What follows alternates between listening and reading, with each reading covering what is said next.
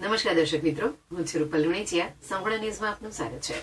પાલનપુર તાલુકાના સલ્લા ગામે સોમવારે વહીવટી તંત્ર દ્વારા પોલીસ બંદોબસ્ત સાથે પાકા દબાણ હટાવવાની કામગીરી હાથ ધરવામાં આવી હતી, જેમાં 21 જેટલા દબાણો દૂર કરવામાં આવ્યા હતા. પાલનપુર તાલુકાના સલ્લા ગામ ગૌચરમાં દબાણો થઈ જતા ગામના જ વ્યક્તિઓ જિલ્લા વિકાસ અધિકારીને રજૂઆત કરી હતી, પરંતુ દબાણ દૂર ન થતા અરજદાર દ્વારા હાઈકોર્ટમાં પિટિશન દાખલ કરવામાં આવી હતી.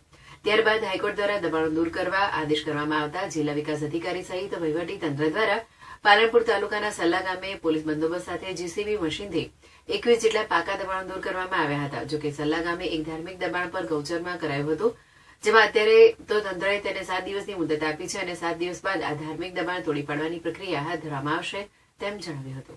કેટલા દબાણ દૂર કરાયા? સર્વે નંબર 741ની અંદર નામદાર ગેજેટના હાઈકોર્ટના ચુકાદા મુજબ 22 દબાણો આજે દૂર કરવાનો કાર્યક્રમ રાખેલો છે.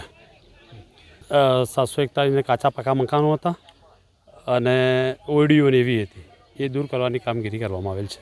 કોઈની રજૂઆત હતી કે? હા, અરજદારશ્રીએ નામદાર હાઈકોર્ટમાં પિટિશન દાખલ કરેલી હતી અને એમને સર્વે નંબર 741ની અંદર જે દબાણો છે એ દબાણો દૂર કરવા માટેની રજૂઆત હતી અને એ રજૂઆતના અનુસંધાને આ કામગીરી થઈ રહી છે.